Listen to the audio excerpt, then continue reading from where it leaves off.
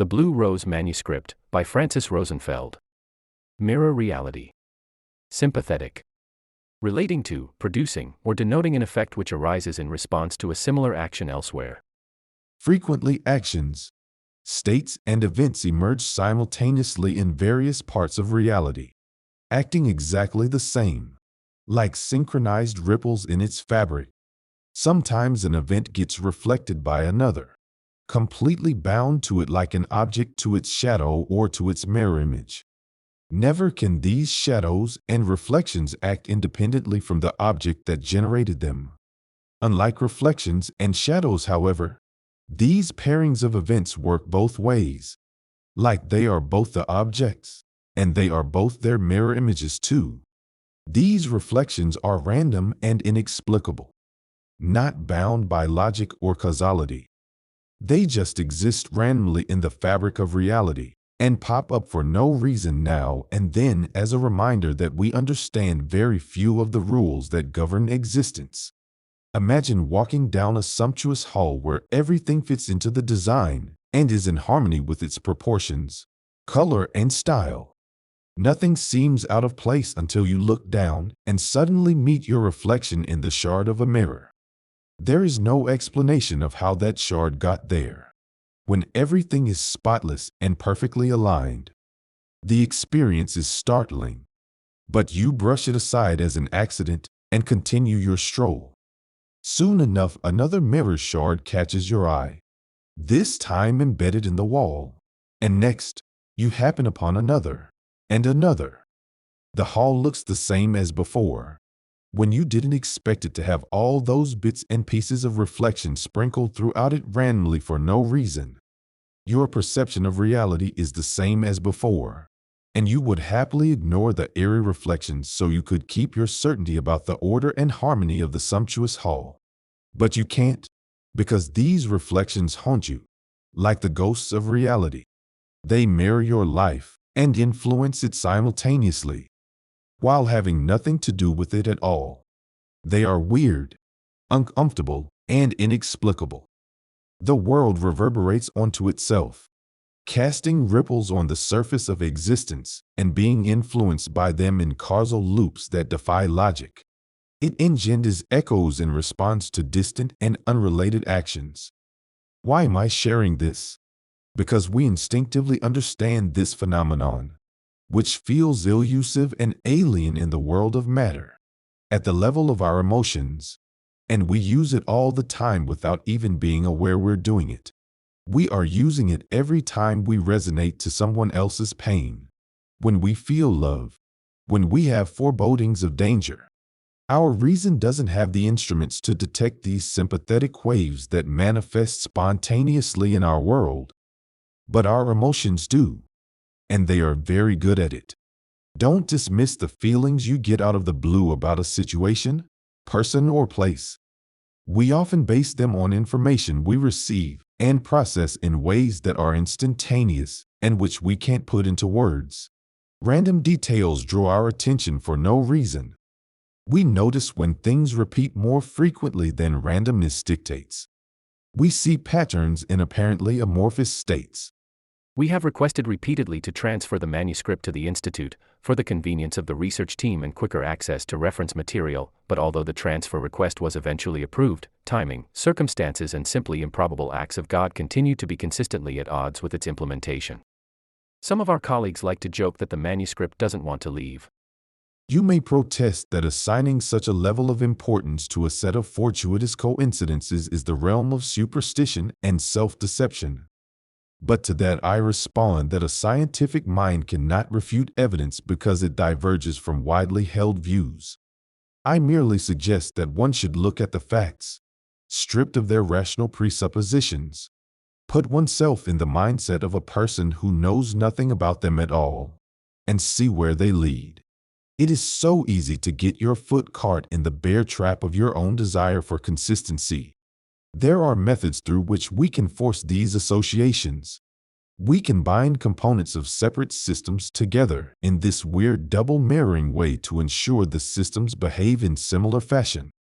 It is tempting for people to do this so they achieve control over systems they wouldn't otherwise have access to.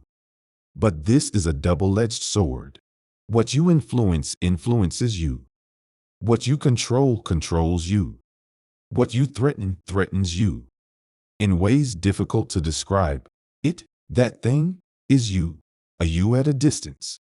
Beware of causing harm, lest you harm yourself. Some scholars balk at the master's view to life as a quasi-organized structure randomly seeded with unexpected bits of chaos, while others maintain that recent scientific discoveries like entanglement and superconductivity point to an intuitive understanding of concepts still centuries in the making. Questions. Can I give you an example of how we can force this association?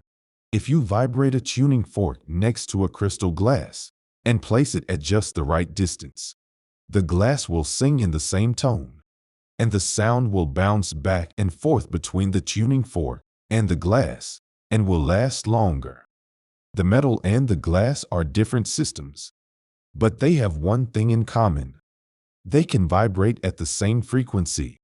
If you place a steel knife next to a lodestone, it will attract iron objects too. The inner workings of the steel realign themselves to match the inner workings of the lodestone. Though they are different systems, they have one thing in common. They can both attract iron. If you drop a shard of ice in a glass of freezing water, the ice seeds the substance of the water and makes it freeze in an instant. The ice didn't transform the water into itself. It just made it rearrange its inner workings so they match its own. Though they started as different systems, now they have one thing in common. They are both seeded with the capacity to become solid. What does that have to do with our lives? If nothing else, the knowledge that reality doesn't always corroborate one's logical assumptions. This natural behavior of things is usually relevant when you want to guess. For instance, the behavior of large groups of people. One ideal or one fear can act as the shard of ice in a set of minds ready for it. A great actor, or a gifted orator, can cast his emotions into the audience. They want to convey a feeling they hold in their heart. So they realign the emotions of the audience in such a way it can have that feeling too. Can I elaborate on the metaphor of the hall of mirrors? That's just it. That's where the problem lies. It is not a hall of mirrors. It is just a hall. It behaves exactly as you would expect it to, and looks like a perfectly normal hall, except when it doesn't, which can happen anytime and anywhere, without warning. Should we realign our sense of normality to adjust to the concept that reality is a quasi-orderly structure seeded with random instances of chaos? Does our mind have the necessary mechanisms to make this adjustment, or are we doomed to grasp at any appearance of order, however fleeting, just to keep our balance? After all, we named constellations made of stars that are nowhere near each other, except in our observation of the night sky. To give you a better idea of how unreasonable this is, try to compare it to making a rule for yourself that a mouse, a dog, and a horse are all the same size, and they form a meaningful group, when in fact you see their individual instances at different distances inside a perspective view. Maybe in our need to put order into an environment we don't understand, and which for this reason scares us, we compulsively create rules that sometimes have no basis in reality. The question then becomes, if putting order into our environment is an inescapable human need, are we better off creating rules, even artificial ones, that explain the world enough, even if we have to make allowances for untold numbers of exceptions to these rules as a matter of course? Or are we better off resigning ourselves to partial sets of rules, which only work locally, and between which we have to allow contradictions so that their entire house of cards does not collapse under its own paradoxes? A patchwork reality, made of things that don't relate to each other, but harmonize in the greater design like odd bits of fabric in a quilt. Or are we better off cataloging and grouping these aberrant behaviors in an otherwise well-behaved reality into same categories, and try to devise broader, looser, more adaptable concepts to contain them. Maybe we have to accept that things can be and not be at the same time, or that pieces of reality can generate their own doubles for a while, or go in and out of existence with no explanation at all. The more we are willing to accept as possible, the more reality shows us, and the scarier it gets. I don't know if the human mind imposes some limit on cognition, a border beyond which there be only dragons. One thing is certain. If we can no longer understand what happens, it is not because reality is broken. Reality just is. That's all. It is our understanding of it that is broken, or at least insufficient. Maybe we are better off sensing the workings of these misbehaving odds and ends of existence and just content ourselves to use them for now. Like birds sense the directions of the compass, and moss knows to grow only on the north side of a tree. Does gravity work any less if we don't know how or why? I think the worst thing we could do is to brush aside these quirky instances, however inconsequential they may appear to be, as silly, misguided examples of delusional thinking, and keep plodding along a reality no longer willing to cooperate, so we can maintain our false sense of security and the comfort of belonging to a familiar world. And since we are discussing scary things, since we ourselves, just by being in the world, may bring these oddities into being, how are we to cope with the responsibility of constantly pushing levers on a mechanism we don't have a prayer of understanding? That being said, who says that seeing the unevenness of being has to be a scary experience?